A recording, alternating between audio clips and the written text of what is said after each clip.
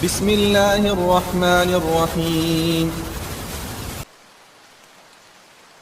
الحمد لله الذي أرسل رسوله بالهدى ودين الحق ليظهره على الدين كله وكفى بالله شهيدا وأشهد أن لا إله إلا الله وحده لا شريك له إقرارا به وتوحيدا وأشهد أن محمدا عبده ورسوله صلى الله عليه وعلى آله وصحبه وسلم تسليما مزيدا أما بعد. Alhamdulillah, pada pagi hari ini kita berkumpul untuk sebuah majelis yang sudah diumumkan tema dan tajuknya. Sebelumnya saya mengucapkan banyak terima kasih kepada semua pihak, terkhusus dari pemerintah Provinsi Bengkulu dan seluruh jajarannya yang telah meluangkan waktu untuk bersama-sama kita membahas dan mendiskusikan perkara besar ini.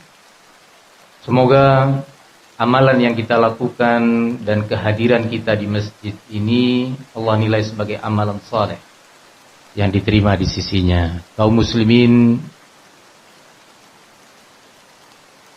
untuk menyingkat waktu, kita akan memasuki langsung kepada topik kajian kita, yang mana topik ini menjadi sebuah pembahasan yang tak kunjung usai di berbagai negeri dan negara di muka bumi. Termasuk salah satunya adalah negeri kita yang kita cintai bersama, Indonesia, yang semoga Allah menjaganya. Terorisme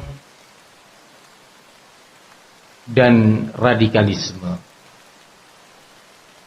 Terorisme tadi sempat disebutkan oleh Bapak Pakis Bangpol bahwa sebenarnya tidak hanya pada agama kita.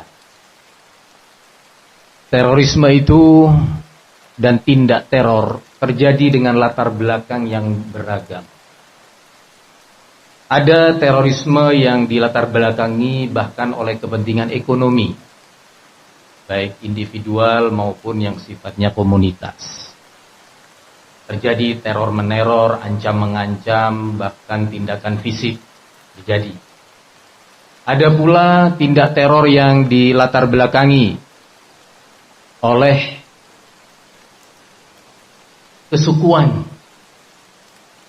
perkelahian, permusuhan antar suku, saling mengancam, saling menghadang, terjadi di berbagai pelosok negeri ini. Begitu juga terorisme dan tindak teror terjadi dan dilatar belakangi oleh kepentingan politik. Karena kepentingan politiknya dia siap meneror saudaranya sebangsa dan senegara. Ancam mengancam, membongkar aib, bahkan sampai pada tindakan fisik, memukul, membakar, menyerang. Begitu juga terorisme ada yang dilatar belakangi oleh kepentingan agama atau mengatasnamakan agama. Dan itu tidak hanya terjadi pada agama kita. Mungkin semua kita masih ingat pada tahun 2019 terjadi penembakan besar-besaran terhadap saudara-saudara kita muslimin di Selandia Baru pasca melaksanakan sholat Jumat.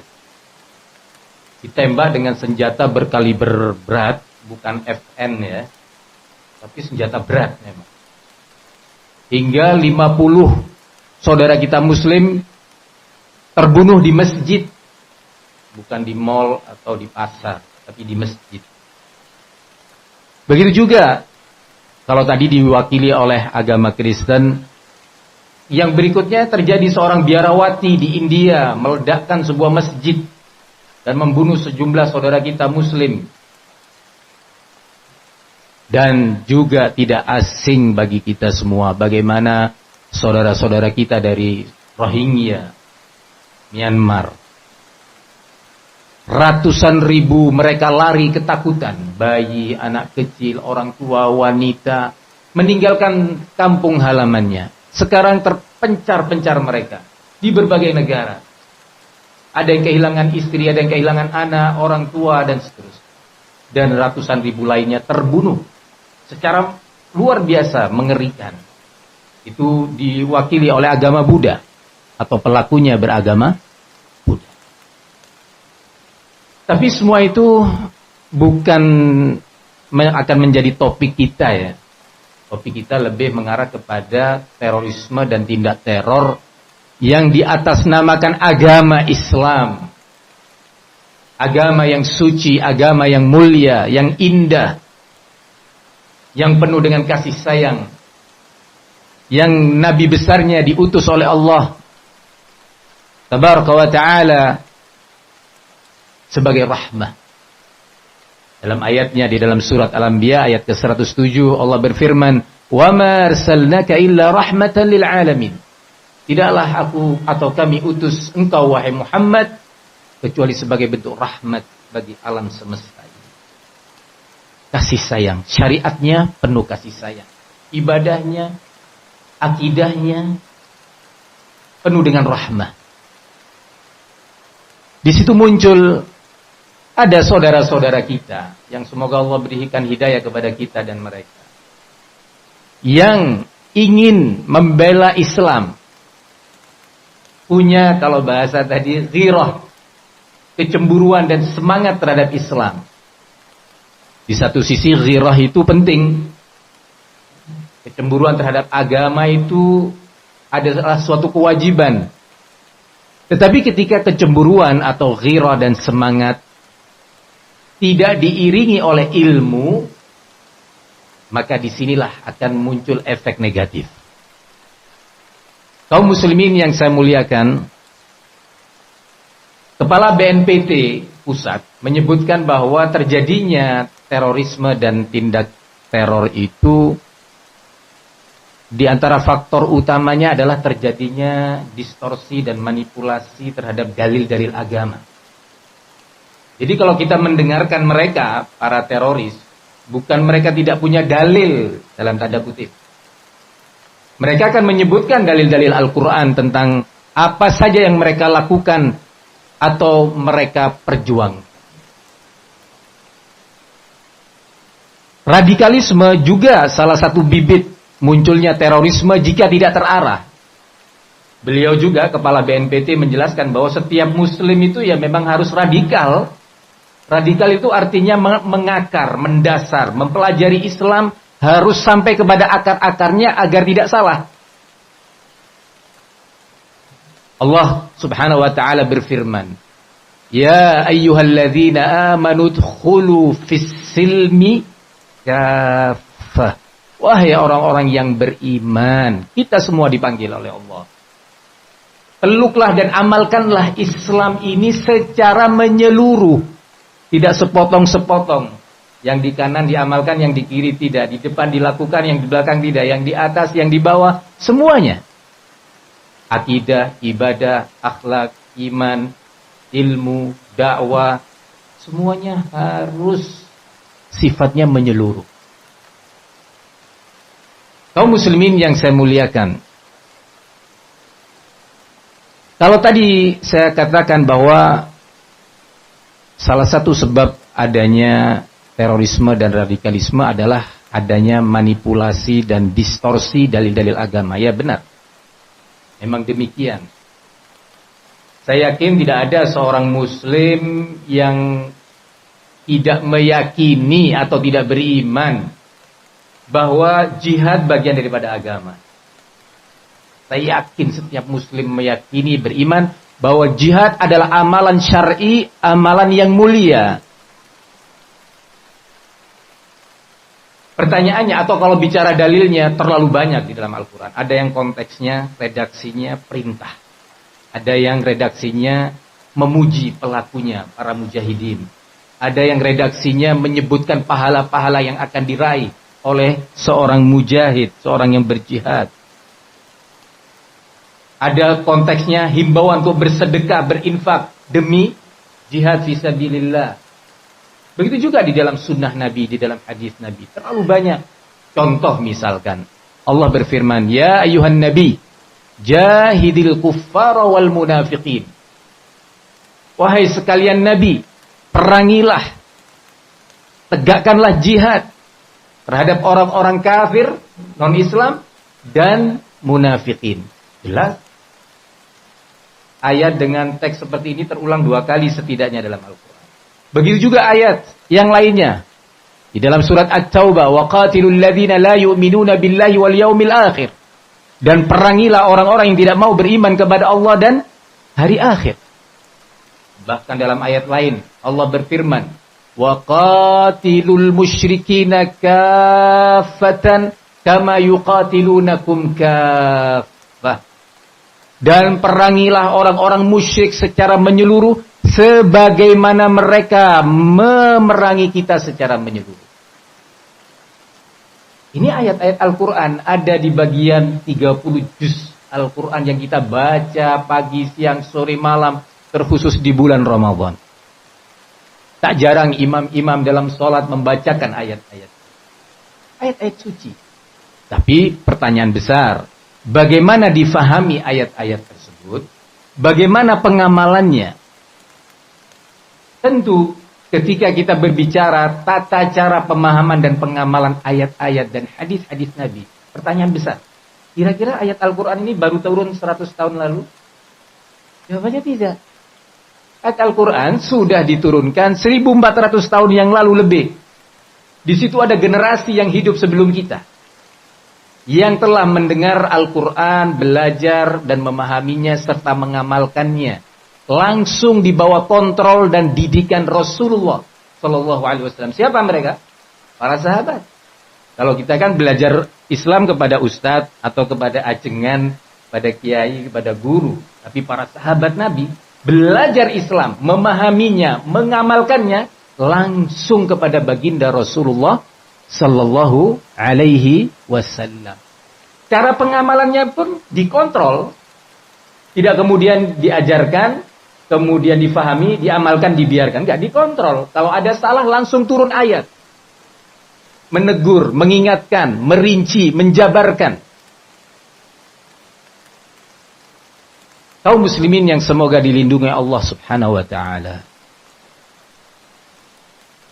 Al-jihad, kalau boleh saya permisalkan dengan permisalan yang mudah dan sering saya sampaikan. Tak ubahnya sama dengan sholat sebagai tugas agama. Sholat 5 waktu. Terlalu banyak dalil di dalam Al-Quran yang memerintahkan sholat, memuji orang yang sholat, dijadikan sebagai sifat-sifat yang mulia. Alif Lam Mim dzalikal kitabu la raiba fihi hudal lil muttaqin alladzina yu'minuna billah wal yaumil akhir. Terus wa yuqimuna. Qad aflahal mu'minun. Disebutkan ciri-cirinya adalah alladzina hum fi shalatihim khashi'un. Salat. Salat sebagai perintah agama dalam pelaksanaannya dibimbing oleh Nabi. Tidak ada di dalam Al-Quran penjelasan secara rinci tentang batas-batas waktu sholat. Kapan duhur dilakukan, kapan asar, subuh, dan seterusnya. Tidak ada dalam Al-Quran. Mulai dari surat Al-Fatihah sampai surat An-Nas, tidak ada. Adanya di dalam As-Sunnah. Karena Nabi diutus, salah satu tugasnya merinci, menjabarkan Al-Quran. Sekarang ini kita di Bengkulu, kalau ada saudara kita muslim pakai baju bersih, wudhu sudah bagus, pakai parfum, sholat menghadap kiblat, ikhlas, gak ingin dipuji, gak ingin ria. Sholat zuhur sekarang ini di shaf pertama, kira-kira sholatnya bisa diterima? Saya bertanya kepada teman-teman orang-orang Bengkulu nih. Sekarang ini sholat zuhur, kira-kira sholatnya diterima? Tidak diterima. Kenapa? Loh, dia ikhlas. Dia sudah berwudu menghadap kiblat. Iya, Pak. Tetapi waktunya belum tiba. Kalau dia melakukan sholat belum tiba waktu, dalam keadaan tidak tahu, dia tidak berdosa. Karena dia tidak tahu. Tapi kalau dia sudah diberitahu, Pak, maaf, Bapak sholat apa? Duhur. Belum tiba waktu, Pak. Masih 2 jam lagi atau 1,5 menit. Bapak mohon nanti diulangi lagi sholatnya. Marah-marah dia. Kamu benci orang sholat ya? Kamu anti syariat Islam ya? Kamu jangan sok pintar menghukumin sholatnya orang salah dan tidak sah. Duh. Allah subhanahu wa ta'ala berfirman, Inna salata 'alal mu'minina kitabam mawquta.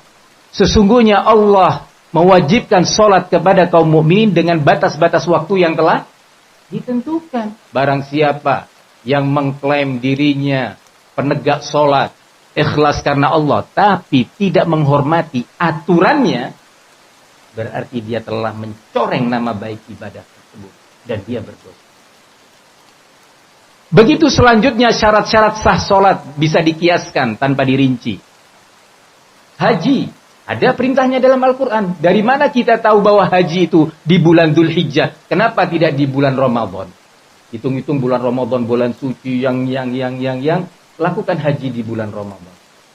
Sah apa tidak? Dia wukuf di bulan Ramadan. Tidak sah. Dari mana kita tahu? Dari sunnah Nabi Sallallahu Alaihi Wasallam yang menjabarkan, merinci itu. Sama juga al-jihadu fi sabilillah. Perintahnya jelas, redaksinya beragam. Pahala yang disiapkan tidak lagi diragukan. Tapi dalam pelaksanaannya, kita akan dengarkan bagaimana baginda Rasul alaihi salatu wassalam menerapkan. Salah satunya, Rasulullah sallallahu alaihi wasallam dalam hadis yang diriwayatkan oleh Imam Al-Bukhari rahimahullah dalam kitab sahihnya, Al-imamu junnatun yuqatal min waraihi. Penguasa atau pemerintah adalah perisai bagi rakyatnya. Perang dan jihad ditegakkan di bawah komando dan izin darinya. Yang mengatakan ini bukan ustadz, bukan madhab. Ini nabi. Oh, ini beda madhab. Nggak ada yang beda ulama kita sejak dulu. Bahwa jihad hanya boleh dilakukan dan ditegakkan di bawah kepemimpinan komando dan izin penguasa. Kalau tadi saya sebutkan imam siapa? Bukhari. Coba kita lihat para ulama yang lainnya. Al-Imam Ahmad, Al-Imam Syafi'i, Al-Imam Muslim, dan sederetan nama ulama salaf, ulama terdahulu. Sepakat. Baik itu kitab karya dalam bidang hadis, baik dalam bidang akidah, atau dalam bidang fikih. Semua ulama dan fuqaha sama. Bahwa jihad tidak boleh dilakukan secara individual. Saya misalkan sebagai salah satu pengasuh pondok pesantren, mengerahkan santri saya untuk berjihad. Tidak. Ilegal. Seperti sholat yang tadi, yang belum tiba waktunya, atau sholat tiba sudah waktunya dan khusyuk ikhlas tapi menghadapnya ke timur. Nggak ngadep ke Ka'bah. Maka tidak sah.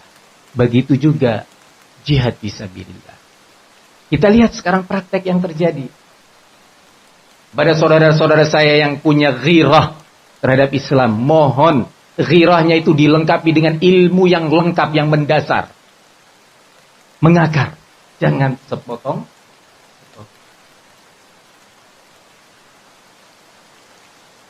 Prakteknya sekarang ada berapa kelompok jihad sih? Di Indonesia aja benderanya macam-macam. Warna benderanya, logonya beragam. Semakin kita lihat secara luas, lebih beragam lagi. Kalau pada tahun 1988 Usama bin Laden mendirikan Al-Qaeda. Berlanjut sampai pada awal tahun 2000-an. Berdiri AQI, Al-Qaeda di negeri Irak, khusus Al-Qaeda di Irak. Berlanjut kemudian terbentuklah ISI, belum ada ISIS, Islamic State of Iraq, negara Islam di Irak, yang dibentuk oleh tokoh-tokoh mereka pada waktu itu. Belum ada Abu Bakar al-Baghdadi, belum ada. Sampai berjalan waktu, berubah, berkembang, jadilah apa yang namanya ISIS, Islamic State of Iraq and Syria. Bahasa Arabnya Daesh, Ad-Daulah Al-Islamiyah bil Iraqi wasyam. Dalam perjalanannya kemudian terbentuk tadi Islamic State of Iraq. Perang berkecamuk di Irak, dibantu oleh Amerika, pecah perang. Dilawan oleh ISI. ISI membawahi beberapa kelompok lainnya. Ternyata nggak lama setelah itu pecah di Syria. Maka ISI membentuk pasukan khusus namanya Jabhatun Nusrah li Ahli Syam. Lebih dikenal dengan Front An-Nusrah. Bahasa Indonesianya Front Pembelaan Muslimin Syria. Pasukan khusus dipimpin oleh salah satu mereka yang dikenal dengan Abu Muhammad Al-Jaulani. Berjalan waktu, Abu Bakar al-Baghdadi dari ISIS memerintahkan dan menekankan bahwa Al-Qaeda dan juga Front An-Nusrah harus bergabung di bawah komando ISIS. Al-Qaeda menolak. Front An-Nusrah juga tidak mau. Karena misi dan visinya beda. Menurut mereka. Sampai akhirnya saling mengecam dan saling membunuh sesama muslim. Yang ini bersenjata memekikkan takbir Allahu Akbar. Yang di sana juga demikian. Saling membunuh antar muslim. Luar biasa. Begitu seterusnya. Akhirnya apa? Kalau secara hukum, tadi telah disebutkan bahwa jihad harus di bawah komando pemerintah. Secara praktek, ketika jihad itu ditegakkan atau dilakukan oleh kelompok-kelompok, rentan terjadinya apa? Konflik antar kelompok dan itu akan jatuh kepada kemungkaran-kemungkaran besar. Antara lain, membunuh seorang muslim. Bagaimana dengan 1000 muslim? Yang kedua, mencoreng nama baik Islam. Yang ketiga, memperlemah Islam. Ini salah satu hukum jihad. Hukum jihad yang kedua, rinciannya adalah jihad itu ditegakkan untuk memerangi orang-orang non-muslim. Wa qatilul ladzina la yu'minuna billahi wal yaumil akhir. Kenyataan yang dilakukan oleh kelompok-kelompok yang mengklaim jihad. Semoga Allah memberi hidayah kepada kita dan mereka. Yang diperangi sesama muslim. Kalau tadi sesama kelompok mereka. Di Afghanistan juga demikian. Di situ terdapat sejumlah milisi yang bertempur satu sama lain. Kenapa? Karena jihadnya tidak di bawah pimpinan pemerintah. Kaum muslimin yang semoga dilindungi oleh Allah Subhanahu wa taala. Al-jihad dalam pelaksanaannya diatur siapa yang boleh dibunuh dan diperangi. Kenyataan sekarang mereka membunuh sesama kaum muslim, bahkan menjadi kelompok perlawanan terhadap pemerintah muslim. Kalau di Indonesia nih, siapa sih yang diserang? Pada tahun 2011, Masjid Az-Zikra Mapolres Cirebon diledakkan. Kapan dan atau waktunya diledakkan? Saat sholat Jumat. Muslimin, saudara-saudara kita dari kepolisian, yang mungkin sebagian saudara polisi itu sedang berpuasa Senin Kemis, ada yang puasa Daud, rajin, ya, sholat Jumat, masjidnya diledakkan. Apa ini jihad? Pada tahun berikutnya Mapolsek di salah satu kecamatan di Medan diserang. Yang jadi korban pemerintah. Kalau di luar Indonesia mungkin beberapa bulan yang lalu bapak-bapak mengikuti bagaimana peledakan besar terjadi pasca sholat Jumat di Pakistan, di Peshawar. Peledaknya Muslim, yang diledakkan masjid. Di situ muslimin yang sholat. Apa ini jihad fisabilillah? Ayo coba kita pikir dengan baik. Menumpahkan darah seorang muslim, kata Nabi SAW, la zawalud dunya ahwanu ala Allah min qatli rajulin muslim. Habisnya dan binasanya, hancurnya dunia ini lebih ringan dalam pandangan Allah dibandingkan pembunuhan terhadap satu orang muslim. Sahabat Ibnu Umar Ibnu Khattab, putra Khalifah Umar Ibnu Khattab, suatu hari berada di depan Ka'bah, merenung dan meneteskan air mata, dan mengatakan kepada Ka'bah seolah-olah dia berdialog dengan Ka'bah, ma'a'zamaki wa'a'zama hurmataki. Betapa agungnya engkau wahai Ka'bah, dan betapa besar kesucian dan kemuliaanmu. Tapi demi Allah, nyawa, darah seorang muslim lebih berharga dibandingkanmu di sisi Allah Subhanahu wa ta'ala. Ini yang mengatakan muridnya Nabi, putranya Umar bin Khattab, seorang muslim ini, semua kita ini. Di sisi Allah lebih bernilai dibandingkan dunia dan seisinya. Dibunuh. Dosa besar. Ini satu sisi. Sisi lain, Nabi SAW setiap mengirim pasukan tempurnya, beliau berwasiat kepada prajurit tempur untuk bertakwa kepada Allah saat berjihad. Takwa itu maknanya mengikhlaskan niat kepada Allah dan prosesnya dijalankan secara ilmiah. Itu takwa. Maka beliau mengatakan kepada prajuritnya, la taqtulu walidan wala imra'atan wala syaikha. Jangan kalian wahai prajuritku membunuh anak kecil atau seorang wanita atau orang yang sudah sepuh, sudah tua.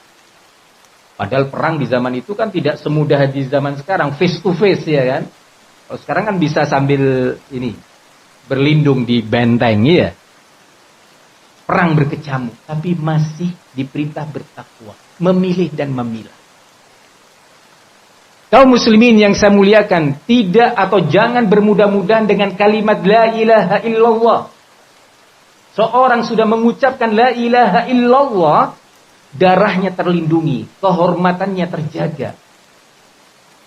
Suatu hari dalam sebuah pertempuran besar, sahabat Usamah bin Zaid melihat prajurit kafir musyrik yang kokoh, kuat dan memiliki strategi tempur yang luar biasa, berhasil membunuh sejumlah sahabat Nabi.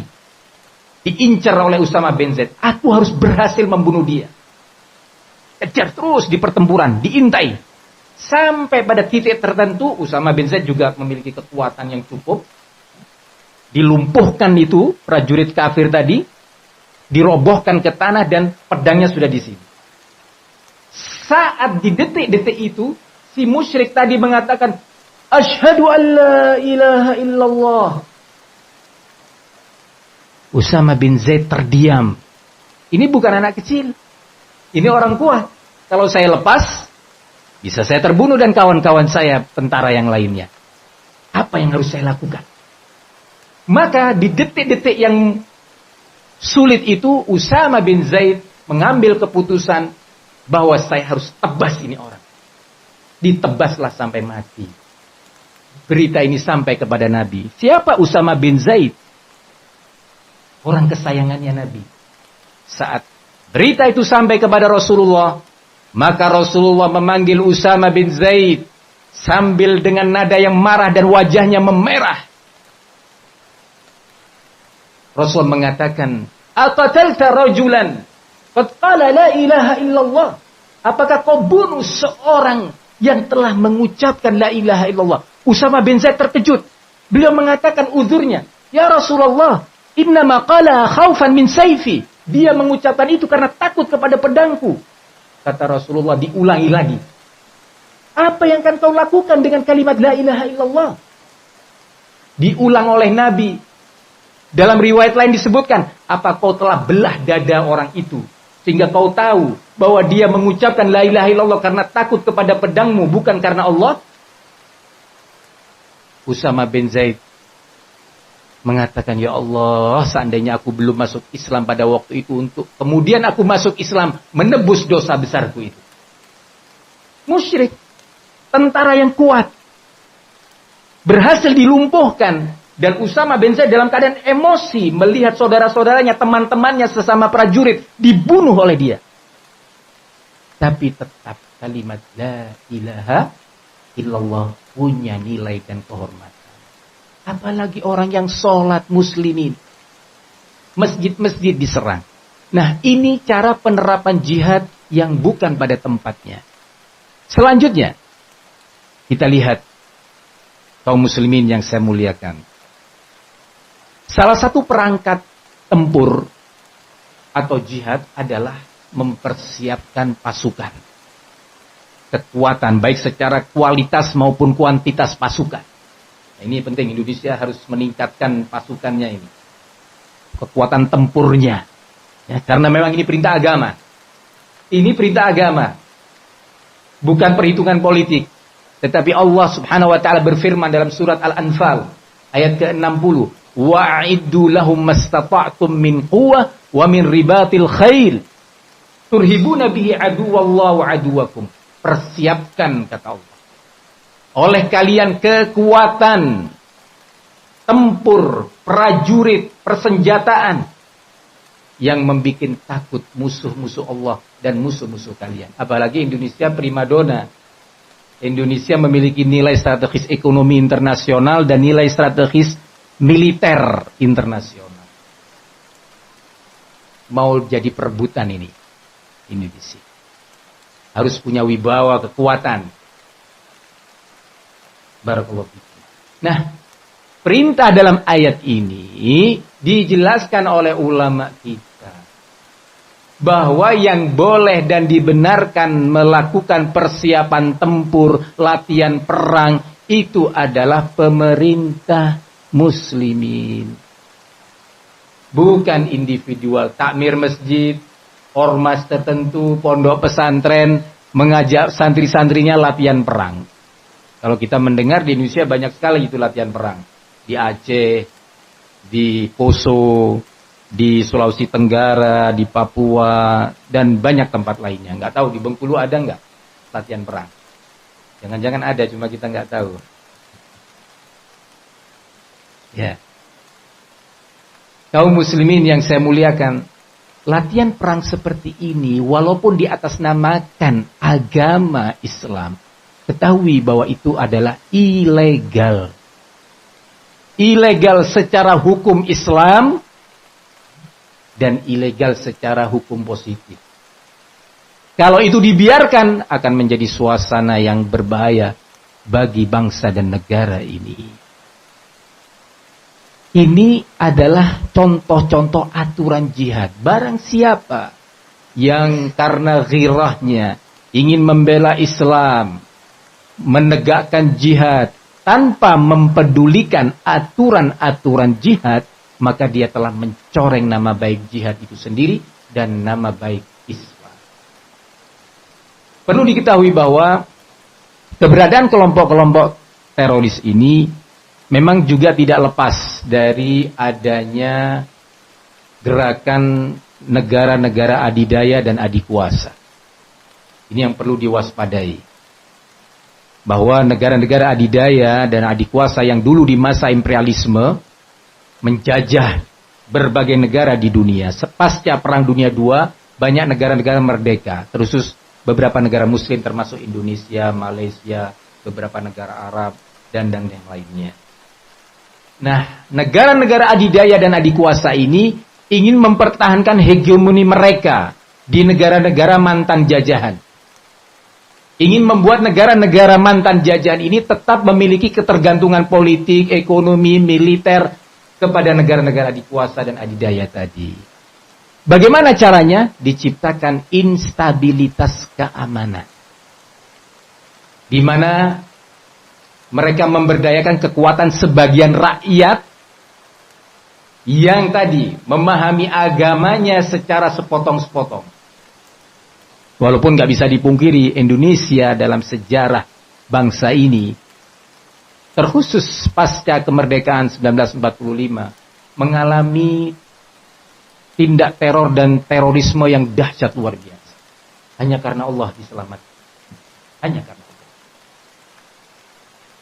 Para nenek moyang kita, para pejuang bangsa ini, insya Allah mereka orang-orang yang mengerti, memahami nikmat Allah dan karunia-Nya.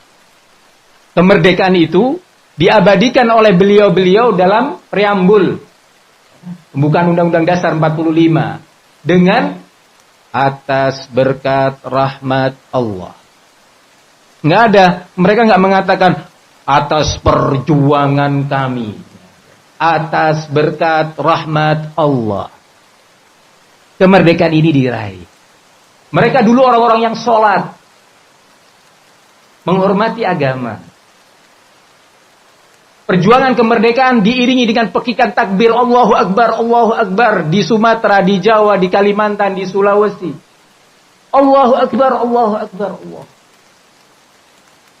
Maka dari itu penting kondisi ini dibaca oleh negara-negara adidaya dan adikuasa, kekuatan muslimin dan ghirah muslimin Indonesia. Tapi sayangnya umat Islam kurang menyadari hal ini.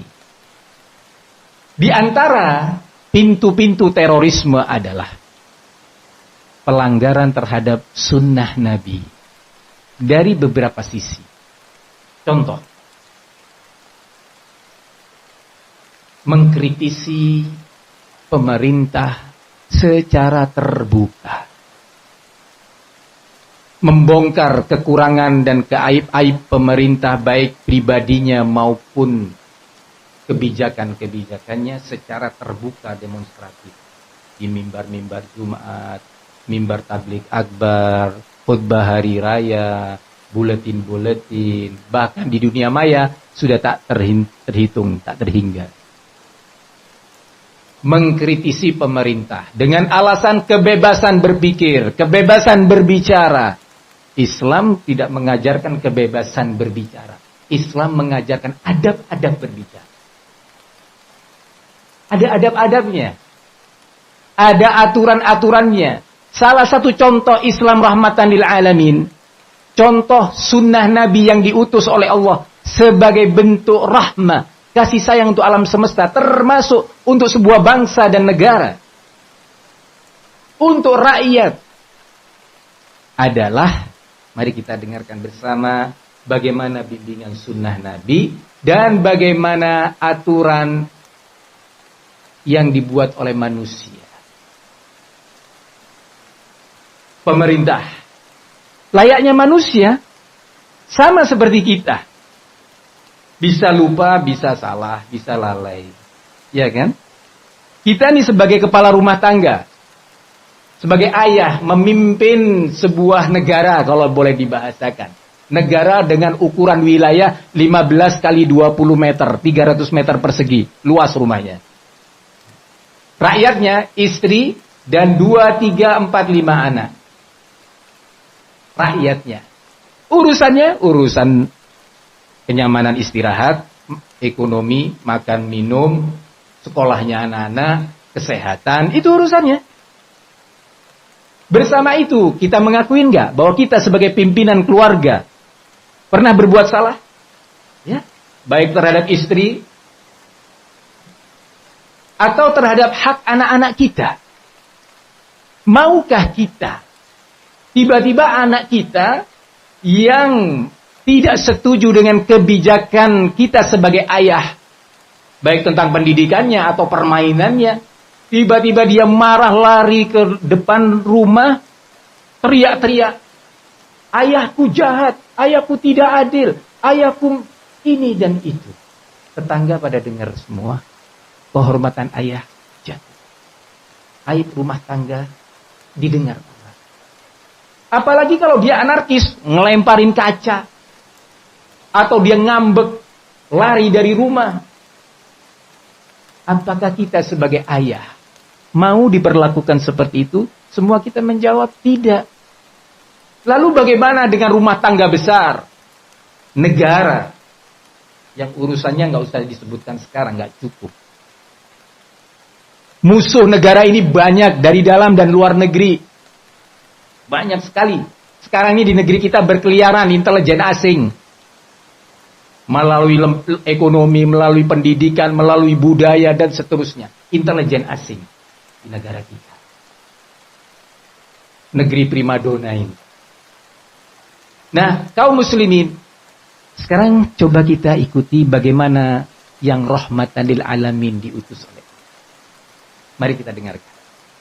Di antaranya, Nabi kita mengatakan, "Man ra'a fi amirihi syai'an yakrahu falyasbir, fa innahu laisa ahadun kharaja minas sultani shibran, famata illa mata mitatan jahiliyah."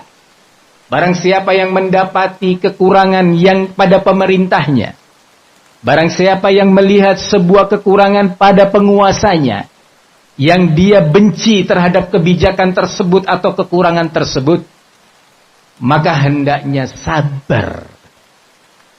Karena barang siapa yang keluar dari sikap patuh dan taat kepada pemerintahnya, atau menentang penguasanya, sejengkal saja, sejengkal nih, perumpamaan bentuk penentangan yang gak terlalu banyak.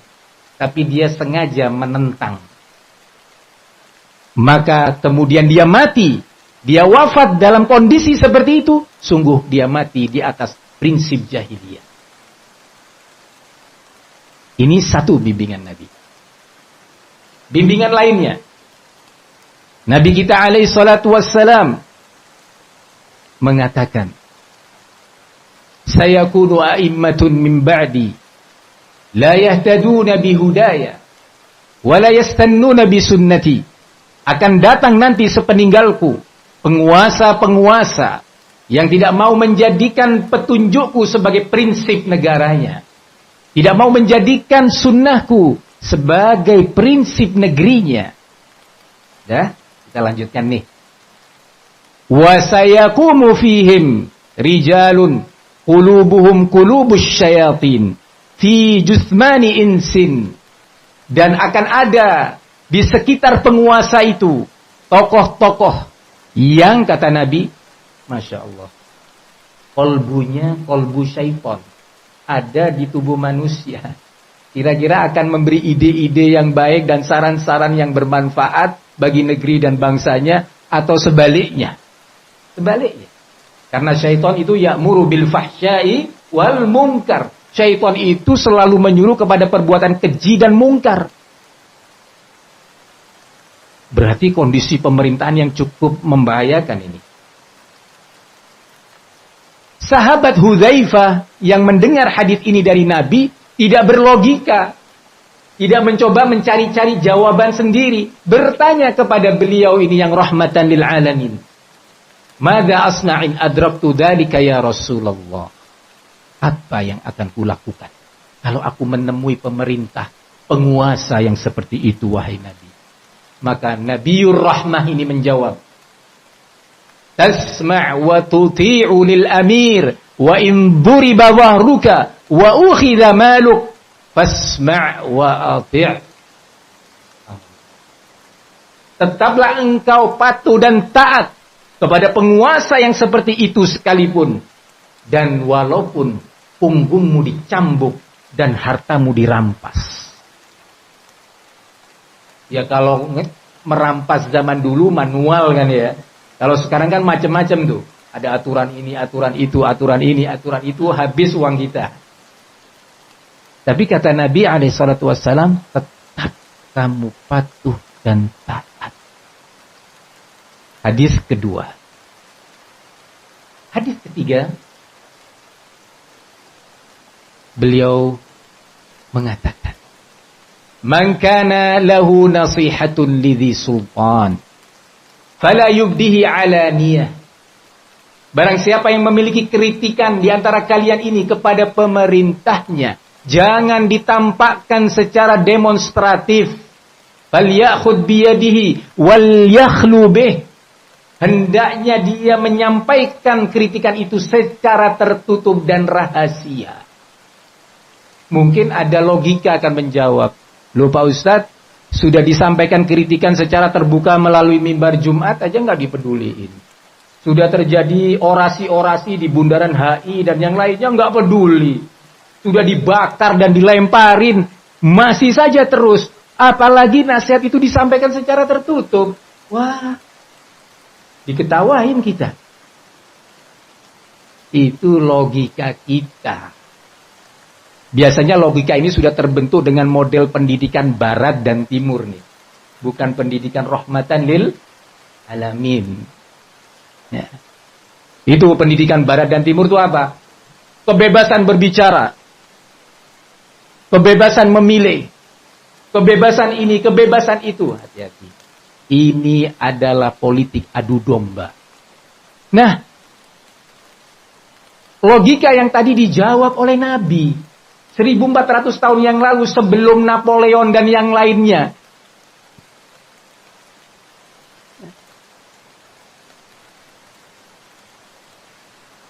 Beliau menjawab, "In kubila minhu fadzaka wa illa faqad adda ma alaihi." Jika nasihat dan kritikannya yang disampaikan secara tertutup tadi diterima, itu yang diharapkan. Kalau tidak, sungguh orang tadi telah menunaikan kewajiban menyampaikan nasihat. Jadi nanti di hari kiamat, ketika ditanya oleh Allah, "Kamu melihat kemungkaran pada penguasamu, apa yang kamu lakukan?" "Ya Allah, aku sudah menyampaikan nasihat dengan santun, ilmiah, datanya sudah saya berikan, tapi nggak diterima ya Allah." Ya sudah. Hidayah bukan di tangan kita. Jangan provokatif. Nah, mengkritisi pemerintah atau budaya mengkritisi pemerintah secara terbuka, termasuk melalui acara-acara diskusi di media massa. Sekarang ini kan banyak dialog-dialog diskusi dihadirkan dari DPR, dari institusi ini. Ya, wah, rakyat dari Sabang sampai Merauke lihat. Pemerintahku saling bongkar aib, saling bahkan sampai hampir mau melempar kursi. Ya, loh, jangan, berbahaya. Oh, ini sebagai kontrol Pak Ustadz kepada pemerintah. Mengontrol pemerintah telah dibimbing oleh Nabi. Jangan ikut bimbingan barat dan bimbingan timur. Kita diadu domba. Kebiasaan dan budaya mengkritisi pemerintah secara terbuka itu akan membuka peluang dan kesempatan bagi provokator pengadu domba antar elemen di negeri ini. Di saat itu kita sibuk bertarung antar kita. Ya. Kalau tadi Pak Asep sudah menyampaikan, kita ini sebenarnya kuat loh. Sebenarnya, iya kuat Indonesia. Bahkan tentara kita terhitung dalam sejumlah event internasional itu juara di beberapa bidang. Menembak ini dan itunya juara memang, diakui. Ya. Tapi sekarang kita sibuk bertarung di momen nasional ini. Ada provokator-provokator yang dikemas dengan kemasan ilmiah, kemasan membela rakyat kecil, kemasan membela keadilan, kemasan ini, itu. Sabar. Wahai kaum muslimin yang saya muliakan, Indonesia sekarang ini sangat butuh kondisinya ini kembali kepada Al-Quran dan bimbingan sunnah Nabi Sallallahu Alaihi Wasallam. Kalau tidak, maka berbahaya. Maka saya sampaikan kepada saudara saya yang menginginkan kebaikan untuk negeri ini. Anda punya nasihat, sampaikan dengan cara yang terbimbing oleh bimbingan Nabi Sallallahu Alaihi Wasallam. Kaum muslimin yang saya muliakan, bukan tidak ada syubhat dalam hal ini. Mereka berdalilkan dengan satu dalil, ya, kelompok ekstremis ini, ya, bahwa Nabi mengatakan, afdalul jihad kalimatu haqqin inda sultanin jahir. Jihad yang terbaik adalah mengucapkan kritikan yang benar di hadapan penguasa yang jahat. Betul, hadisnya sahih. Coba perhatikan. Menyampaikan kritikan di hadapan penguasa, bukan di mimbar, bukan di alun-alun, bukan di perempatan-perempatan jalan. Baru kemarin saya pulang dari Polda Sulawesi Tenggara, buah kajian, baru keluar dari Mapolda. Di sana sudah ada mobil-mobil dan truk-truk dengan salon-salon yang besar berteriak-teriak, mengkritisi pemerintah dan menuntut Polda untuk bertindak. Baru nih keluar, baru selesai kajian. Dengan alasan apa? Undang-undang melindungi. Nah, ini yang perlu diwaspadai kaum muslimin. Berikutnya yang penting saya sampaikan adalah contoh lain, amar ma'ruf nahi mungkar. Bukankah itu bagian dari agama kita? Terlalu banyak ayat dan hadis tentangnya. Tetapi Islam yang memerintahkan semua muslim melakukan amar ma'ruf nahi mungkar juga meletakkan aturan-aturannya.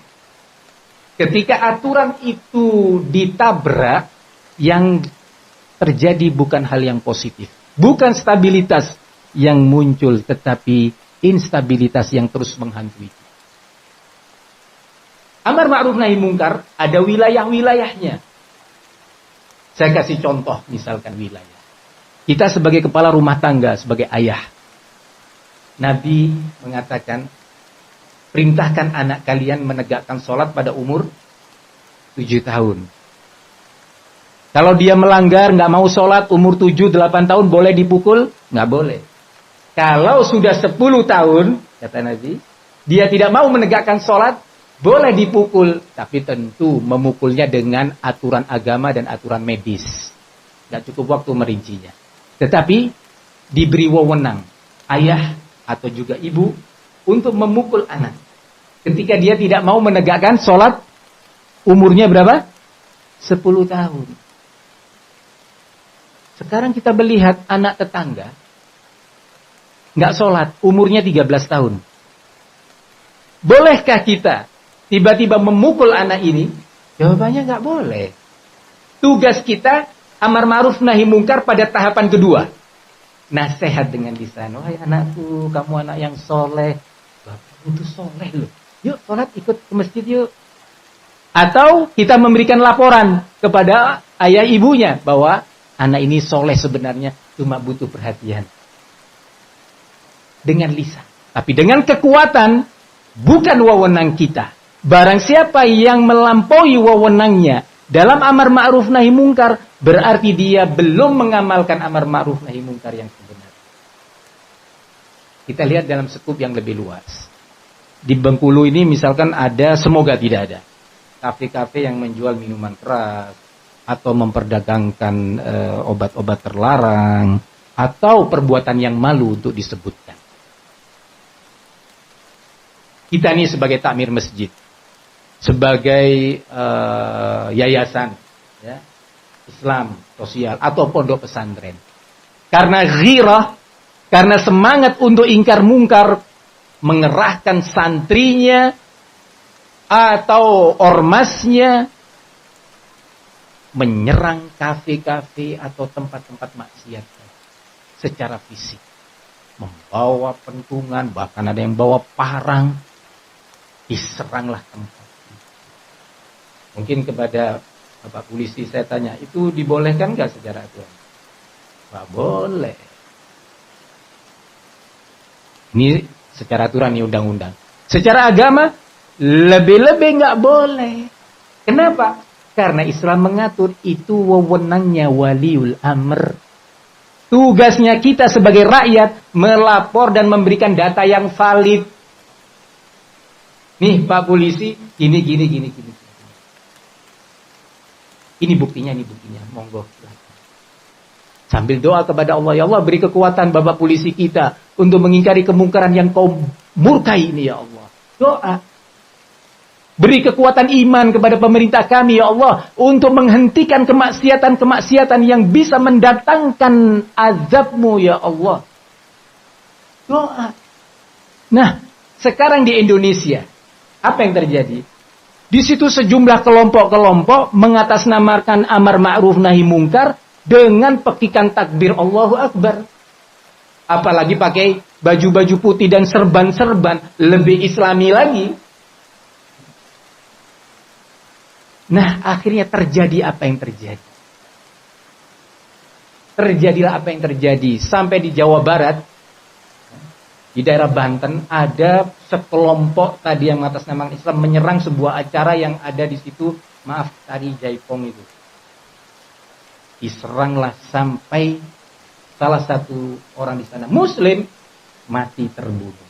Kira-kira mana yang lebih besar kemaksiatannya di sisi Allah? Membunuh seorang Muslim dengan minum khamr. Dua-duanya haram. Dosa dalam Islam itu bertingkat-tingkat. Masing-masing ada dosisnya. Barang siapa yang memberi dosis yang lebih, akan overdosis. Dengan kata lain, ilegal. Nggak sah. Nah, sekarang di Indonesia terjadi. Banyak kelompok ini, kelompok itu. Ormas ini, ormas itu. Masing-masingnya punya pasukan paramiliter. Pakai sepatu PDL. Pakai baju aparat. Ya. Punya yel-yel. Ormas yang lainnya juga demikian. Pondok pesantren yang itu juga demikian. Bahaya ini. Berbahaya. Ini butuh penertiban. Kalau enggak, ini ancaman terorisme. Karena bibit-bibit terorisme ada di situ. Harus segera dihentikan. Ormas yang kegiatannya seperti ini wajib dilarang secara syariat Islam dan secara aturan yang berlaku. Kemudian berikutnya, kaum muslimin yang semoga dilindungi oleh Allah Subhanahu wa taala.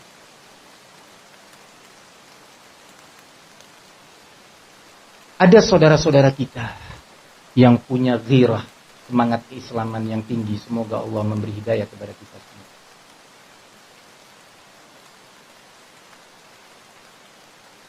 Yang punya keinginan baik, kita nggak inginkan menuduh keinginannya jelek. Insya Allah niatnya baik. Tetapi niat yang baik, kalau tidak diiringi dengan ilmu yang benar, jadi salah. Jadi berbahaya. Nah, punya ide dan keinginan untuk mendirikan negara khilafah. Kemudian melakukan kegiatan-kegiatan yang menghasung, mengajak masyarakat luas untuk menjadikan negeri, bukan hanya di Indonesia itu, di berbagai negara, ingin menjadikan negeri tempat dia tinggal sebagai negeri khilafah. Dan bahwa cara dan sistem yang ada adalah sistem kafir yang tidak boleh dibiarkan. Sama dengan kelompok teror. Cuma yang ini nggak memakai kekerasan. Kelompok yang ini tidak memakai peledakan bom, pembunuhan, dan seterusnya. Tetapi dia melakukan kegiatan-kegiatan demo sana, demo sini, mencerca pemerintah melalui berbagai media. Dengan keinginan mendirikan negara khilafah. Perlu diketahui, khilafah itu hanyalah salah satu sistem. Dia itu sistem. Khilafah, kalau ternyata tidak menerapkan syariat Islam, ya sama dengan yang non-khilafah. Demonstrasi ingin mendirikan negara khilafah, tapi demonstrasinya mulai jam 10 pagi sampai jam 4 sore. Lah kira-kira sholat zuhurnya gimana? Belum mendirikan khilafah, rukun Islam yang kedua saja masih diabaikan. Kaum muslimin, ini penting. Anda menginginkan negara ini berdasarkan khilafah. Tulis dalam satu tulisan yang ilmiah, santun, hikmah, sampaikan kepada pemerintah. Ini Pak Gubernur, ini Pak Presiden, ini Pak DPR, ini Pak Polisi, usulan dan ide dari kami. Kalau sekedar ide boleh nggak Pak? Boleh saja. Diterima, alhamdulillah. Nggak diterima, kamu doa. Ya. Tapi kalau ide tersebut diiringi dengan upaya untuk merongrong wibawa pemerintah atau merobohkan pemerintahan, ini yang tidak dibenarkan dan wajib dihentikan. Kaum muslimin, semoga negeri ini dilindungi oleh Allah Subhanahu wa taala. Begitu juga mirip dengan ide khilafah. Saya pikir mungkin kita semua paham ya kelompok yang punya ide khilafah. Semoga Allah berikan hidayah kepada semua kita. Ada jenis yang kedua. Sama prinsipnya. ISIS juga sama khilafah, Daulah Islamiyah. Kalau ini diberi nama khilafah. Yang berikutnya menamakan prinsipnya dengan wilayatul faqih. Wilayatul faqih. Yang ketiga ini gerakannya lebih samar, lebih sistematis. Masuk menyusup ke sana kemari. Akan sampai pada satu titik di saat mereka sudah berpandangan saatnya kuat, mereka akan melakukan gerakan senjata. Yang ketiga ini penting untuk diwaspadai oleh semua kita. Termasuk, maaf saja tadi dari Bapak Bagis Bangpol menceritakan bahwa ternyata ada orang Bengkulu gitu ya. Jangankan maaf Pak, kita nih orang sipil Bengkulu atau Lampung atau Jawa Timur. Maaf nih ya, saya sebutkan dari anggota kepolisian ada yang terpapar terorisme. Dari TNI juga ada.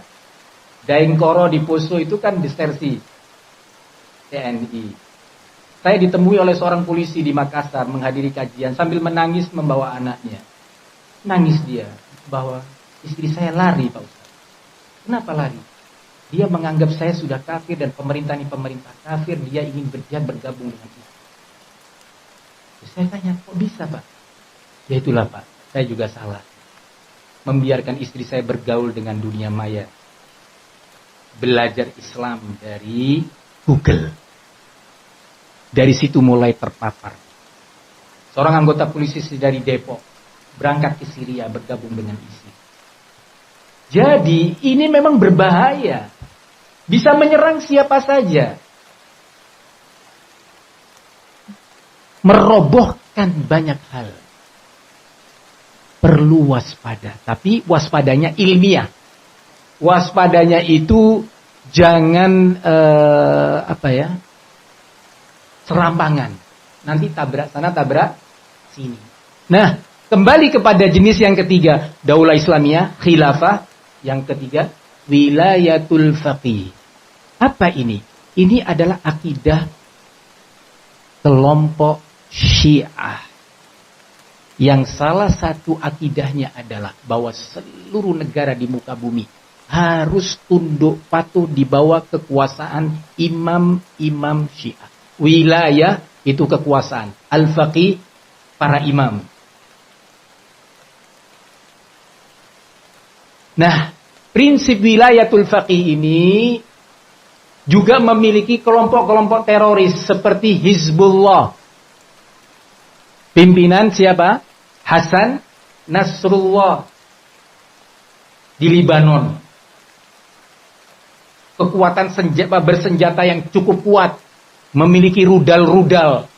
Kalau teroris Indonesia nggak punya itu rudal, paling bom panci, gitu. Kalau di sana sudah luar biasa. Kelompok milisi Houthi di Yaman bisa menembakkan rudal yang diarahkan ke Mekah. Bayangkan Mekah dijadikan sasaran. Rudal. Jadi ini memang kekuatan teroris yang cukup luar biasa. Nggak mungkin kalau sipil punya itu. Ada pihak di belakangnya. Berapa mungkin ada pihak-pihak berupa negara? Ya. Kejadian maaf saja, kita kembali pada tahun 2001 di bulan September. Ada terjadi apa? Penyerangan ke Menara Kembar di New York dan Pentagon di Washington. Maaf ya, Pentagon itu bukan kayak kantor gubernur. Betul-betul steril itu. Jangankan hanya ada pesawat sipil mau nyerang ke situ. Rudal dengan kecepatan tinggi bisa dibaca dalam jarak ratusan kilometer. Bisa dirontokkan itu. Dengan kekuatan radarnya ininya itu. Polisinya dunia ya. Pentagon pusatnya. Loh, ada sebuah pesawat sipil yang masuk menyerang ke Pentagon. Satu. Yang kedua, menara kembar. Yang diserang itu kan bagian 3/4 ke atas. Pesawat. Bukan sini loh ya. Sini. Dengan bahan bakar yang ada di pesawat itu akan bisa membakar ini. Ternyata itu roboh sampai ke pondasinya. Ada apa di balik ini? Allah Subhanahu wa taala, pembela muslimin dan syariatnya, terbongkar melalui perselisihan internal antar mereka. Bahwa itu memang ada dukungan. Bagaimana peledakan itu ya di atas bisa roboh sampai pondasi. Ini ada kekuatan bahan peledak di luar bahan bakar pesawat. Kaum muslimin yang saya muliakan, akhirnya terbongkar bahwa itu ada permainan intelijen dan militer. Lu kok bisa? Usama bin Laden mengatakan saya bertanggung jawab. Al-Qaeda mengatakan saya bertanggung jawab. Disebutkan pelakunya, Fulan Al-Ghamidi, Fulan. Ya, ternyata memang dalam sekian operasi penyerangan itu, banyak yang tidak lepas dari operasi intelijen. Kelompok-kelompok radikal ini dimanfaatkan untuk mengadu domba, untuk kepentingan politik, perdagangan, internasional, dan seterusnya. Kaum muslimin, umat Islam harus pandai. Harus belajar agamanya agar pandai. Nah, kembali kepada wilayatul faqih. Sekarang di Indonesia ini pada tahun 2016 sudah terjadi sebuah demo di Jakarta. Yang di tengah-tengah demo itu sudah ada bendera Hizbullah. Kapan ini terjadi? Saat pemerintah Saudi Arabia mengeksekusi 47 pelaku teroris, salah satunya bernama Nimr an-Nimr, seorang berideologi Syiah yang disiapkan oleh Iran sebagai negara, mengatakan dengan tegas dalam sejumlah pidatonya bahwa, kata dia, semua negara ini adalah negara kafir, termasuk Saudi Arabia ini, harus tunduk kepada wilayatul faqih. Kita tidak akan menghentikan perjuangan ini sampai wilayatul faqih di muka bumi ini terwujud. Pada tahun itu, di Jakarta sudah ada bendera kelompok teroris Hizbullah. Perlu kita waspada. Jangan sampai kecolongan. Sekarang mereka bergerak masuk di kampus-kampus, di institusi-institusi. Ya. Ini juga butuh kerjasama dari semua kita. Di akhir majelis ini, saya ingin menyampaikan sebuah materi penting. Bahwa dalam upaya kita bersinergi. Bersinergi itu bahasa syariatnya berta'awun. Saling menguatkan, saling mendukung. Memberantas terorisme, radikalisme. Perlu diketahui bahwa jangan sampai upaya kita dalam memberantas terorisme ini ditunggangi oleh berbagai kepentingan yang bisa mengadu domba antar elemen masyarakat. Ya. Tanpa terasa kita disibukkan dengan ini untuk kita gagal sampai pada tujuan. Nah, maaf saja wahai saudaraku. Terorisme sebagai pihak yang boleh dikata sebagai ekstrim kanan, jangan sampai dipadamkan apinya dengan cara ekstrim kiri. Ekstrim kanan yang radikal, keras, tidak mengindahkan aturan-aturan agama dalam perjuangannya, dipadamkan dengan cara ekstrem kiri. Kalau ini ada terorisme, di sini ada liberalisme. Jangan sampai terorisme itu dipadamkan dengan upaya liberalisasi. Menghidupkan liberalisme di berbagai lini. Ini salah. Ini cara yang keluar dari bimbingan Nabi kita Muhammad sallallahu alaihi wasallam. Kalau kaum teroris, semua orang kafir itu diperangi, boleh dibunuh, ditembak dan diledakkan. Sementara yang ekstrem kiri sebaliknya. Kaum teroris, dan ini penting juga, salah satu yang diabaikan oleh mereka, bahwa walaupun orang kafir, tidak semuanya boleh dibunuh. Orang kafir nih, jelas non-muslim. Tidak semuanya dalam Islam, dalam Al-Quran dan Sunnah, boleh serta-merta dibunuh dan diperangi. Tidak. Islam membagi orang kafir dalam 4 klasifikasi. Pertama dinamakan kafir harbi. Kafir yang negaranya memang sudah mengumumkan perang terhadap negara kita, terhadap muslimin. Ini namanya kafir harbi. Kafir harbi ini berlaku jihad dengan syarat harus dibawa izin dan komando pemerintah. Aturannya berlaku. Kita siap enggak mau tempur? Jangan-jangan kita belum siap. Kalau belum siap, Islam mengatakan tunda. Aturannya. Yang kedua, namanya kafir mu'ahad. Kafir mu'ahad itu adalah seorang kafir atau sejumlah orang kafir yang diutus oleh negaranya masuk ke negara kita. Diutus. Negaranya sedang ada gencatan senjata dengan negeri kita. Perang, tapi sedang gencatan senjata. Negara lawan ini mengutus sejumlah utusan militernya, politiknya, ekonominya, dan yang lainnya ke negeri kita. Ini namanya kafir apa? Mu'ahad. Sebelum saya sebutkan dalil-dalilnya. Yang ketiga, namanya kafir musta'min. Yaitu pribadi kafir, bukan utusan negara, masuk ke negara kita untuk sebuah kepentingan. Berobat, berkunjung teman, berdagang, atau yang lainnya. Musta'min ini masuk ke Indonesia dengan membawa apa? Visa yang diberikan oleh kedutaan Indonesia di negaranya. Visa itu mengandung makna perlindungan kepada orang asing tadi. Mungkin demikian Bapak Polisi. Visa mengandung makna perlindungan. Ada perjanjian itu. Nah, ini namanya kafir musta'min. Yang keempat namanya kafir zimmi.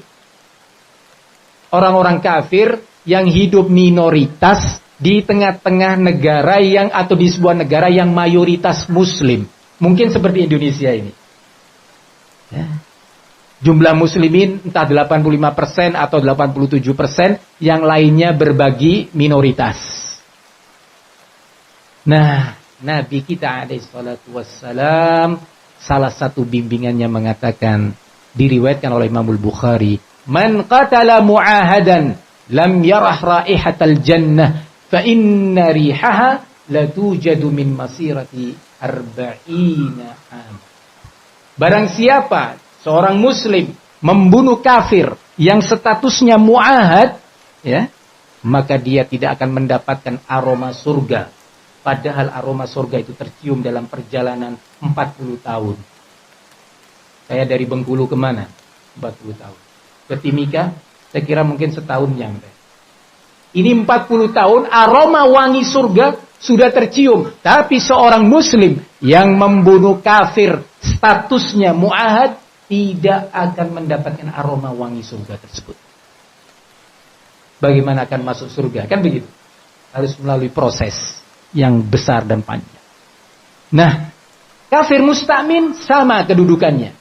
Tidak boleh dibunuh, diambil hartanya sebagai fai, ya, disakitin, dicubit, mobilnya dihancurkan. Nggak boleh. Itu ada turis asing, pecahin kacanya. Nggak boleh, Pak. Kamu berkhianat kepada negara dan berkhianat kepada perjanjian. Sementara salah satu sifat muslim adalah menunaikan janji.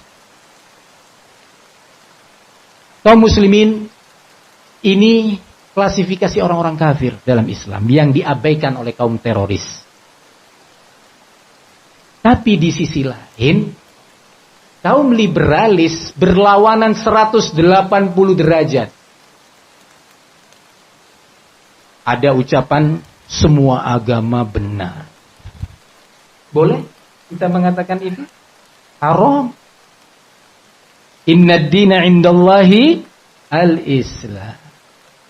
Agama yang diterima, diakui di sisi Allah hanya Islam. Semua kita harus berkeyakinan itu. Lakum dinukum waliyadin.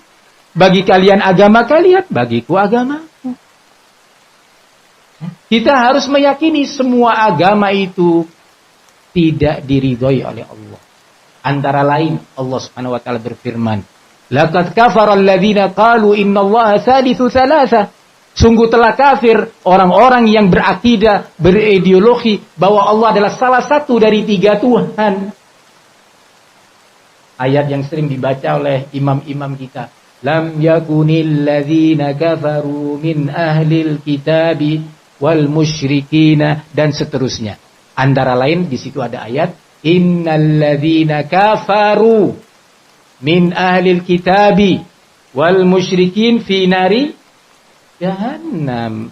Sesungguhnya orang-orang kafir dari kalangan ahlul kitab Yahudi dan Nasara serta orang-orang musyrikin penyembah berhala, semuanya berada di dalam api neraka kekal selama-lamanya. Itu iman kita, Al-Quran kita. Ekstrim kanan dan ekstrim kiri. Sampai ada, maaf saya sampaikan apa adanya. Adanya doa lintas agama. Campur, berkumpul, ajengan, dan pendeta, pastor, biksu di satu tempat doa. Lakum dinukum. Tidak demikian. Tetapi Islam mengajarkan kita sebagai muslim tidak boleh menyakiti orang-orang non-muslim. Apalagi kafir dhimmi. Tidak boleh mengganggu hartanya. Tidak boleh mencela kepribadiannya. Nggak boleh. Bahkan tidak boleh mencela Tuhannya di depan mereka. Dilarang di dalam Islam. Ceramah tapi di depan umum mencela Tuhan-Tuhan mereka. Nggak boleh. Siapa yang melarang? Bukan Ustadz. Allah di dalam Al-Quran. Di sini perlu dibedakan. Saya lihat sering rancu. 2 hal yang tipis pembedaannya. Yaitu antara toleransi beragama dengan toleransi antar umat beragama. Yang kedua ini terpuji dan dihimbau. Tetangga kita kafir, entah Katolik, Protestan atau Buddha dan Hindu. Istrinya mau melahirkan, hujan deras dia nggak ada mobil. Ada beca nggak di Bengkulu? Nggak ada beca. Nah, nggak ada. Mau ke rumah sakit bersalin, kita sebagai muslim punya mobil. Nggak boleh. Nafsa-nafsi. Sendiri-sendiri. Ketuk pintunya. Pak, maaf. Saya dengar mau melahirkan. Iya, Pak. Gimana caranya? Sudah, Bapak jangan ribut. Siapkan pakaiannya. Ayo sini, naik mobil. Berangkat. Loh, Ustaz, dia Kristen. Iya. Dia tetangga. Sebagai manusia, makhluk sosial. Antarkan ke rumah sakit. Sampai di rumah sakit, sang ayah, suami nggak punya uang. Ini saya punya uang sedikit untuk bayar biaya bersalin. Memberi hadiah. Begitu juga saudara kita di sebelah sana Hindu. Dia mengalami musibah. Apa sajalah musibahnya. Ada yang sakit. Kunjungi. Bukankah Nabi kita Muhammad Sallallahu Alaihi Wasallam mendatangi seorang Yahudi yang sedang sakit keras. Anak Yahudi. Dikunjungi oleh Nabi. Didatangi. Terlalu banyak kisah para sahabat Nabi bagaimana berbuat baik terhadap orang non-muslim. Di dalam surat Al-Mumtahanah ayat ke-8 Allah Subhanahu wa taala berfirman, La yanhaakumullah 'anil ladzina lam yuqatilukum fid din wa lam yukhrijukum min diyarikum an tabarruhum wa tuqsitu ilaihim. Sesungguhnya Allah tidak melarang kalian wahai umat Islam untuk berbuat baik dan berbuat adil kepada orang-orang non-muslim. Sesungguhnya Allah Maha cinta kepada orang yang berbuat adil. Ini toleransi antar umat beragama. Nggak boleh kita menyerang. Maaf saja, saya kasih misal ini. Ada tetangga kita yang non-muslim mau merayakan acara keagamaan di rumah dia, tetangga kita. Nggak boleh kita sebagai muslim marah, melempar rumahnya atau menggembosin mobil tamu-tamunya. Nggak boleh. Tetapi di waktu yang sama, kalau ada tetangga kita non-muslim mau berangkat ke gereja, kalau tadi berangkat ke mana? Ke rumah sakit, ke gereja, dia nggak punya kendaraan atau mobilnya kempes, ya nggak dibenarkan kita mengantarkan dia ke gereja. Tapi jangan mengganggu. Kalau ada saudara kita muslim, ada tetangga kita yang Kristen ini mau berangkat ke gereja, mau dipukulin, mobilnya mau dipecahin, maka kita jangan saudaraku. Loh, kamu membela kafir, membela tetangga. Walaupun dia kafir tapi dia manusia. Kita dilarang dalam agama. Kalau dia marah-marah, jangan berkelahi, laporkan kepada polisi. Ini yang saya maksud, perlu dibedakan antara toleransi antar umat beragama yang dihimbau oleh agama kita dan ditekankan dengan toleransi beragama. Ini yang bisa saya sampaikan dalam kesempatan kali ini. Wallahu a'lam bissawab. Semoga apa yang kita dengarkan bersama ini bermanfaat untuk semua kita. Demikian kurang lebihnya. Wassallallahu wasallam wa barak ala nabiyina Muhammad wa ala alihi wa sahbihi wasallam, walhamdulillahi rabbil alamin. Wassalamualaikum warahmatullahi wabarakatuh.